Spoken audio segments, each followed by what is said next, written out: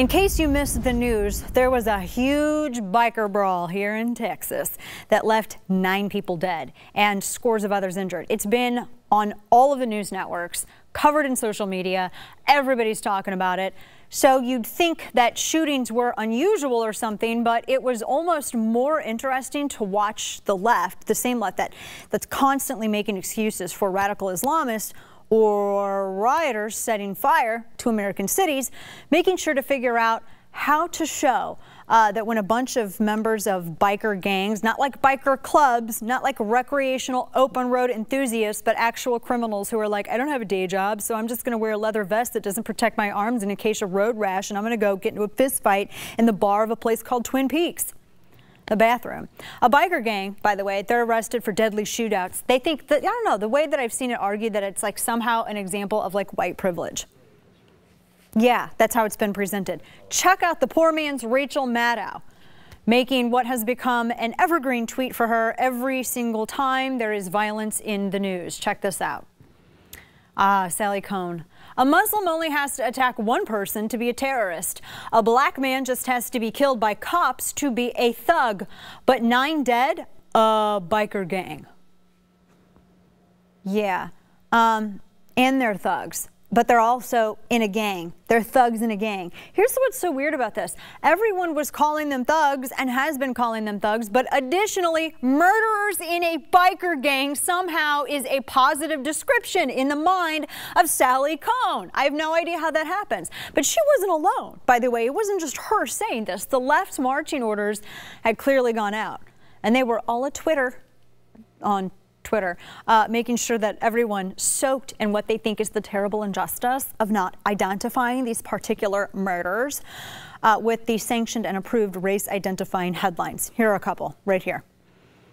Question everything. Ronald Reagan would be very disappointed with the violence in Waco. He fought so hard for whites to live in peace. Hashtag stop white on white crime.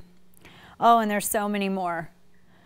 I got a white friend too, and he thinks this white on white crime is getting out of hand.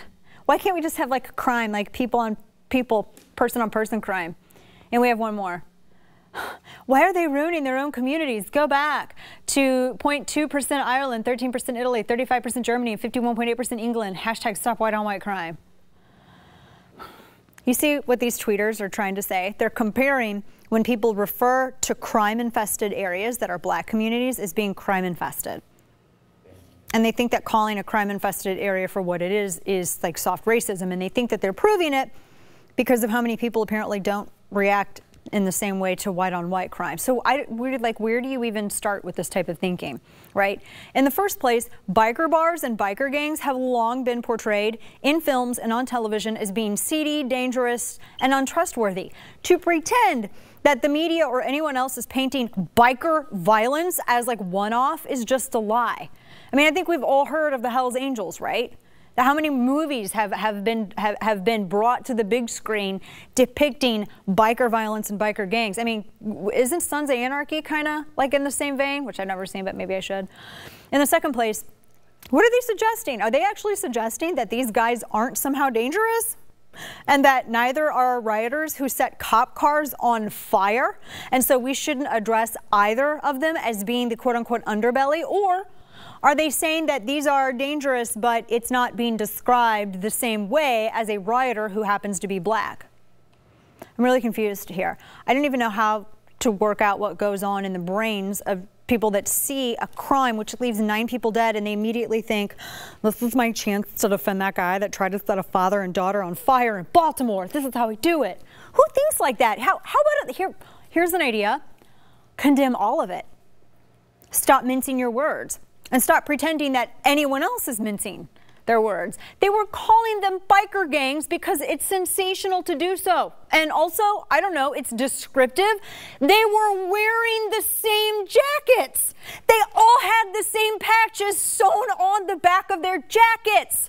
The Banditos, the Cossacks, they all had the same damn jacket and they all had the same patch. One guy actually had road captain tramp stamped, embroidered on the back of his leather jacket. So yeah, when you have people who are all wearing the same clothes and they're in a biker gang and they get involved in a thug shootout, you identify them as being in a biker gang.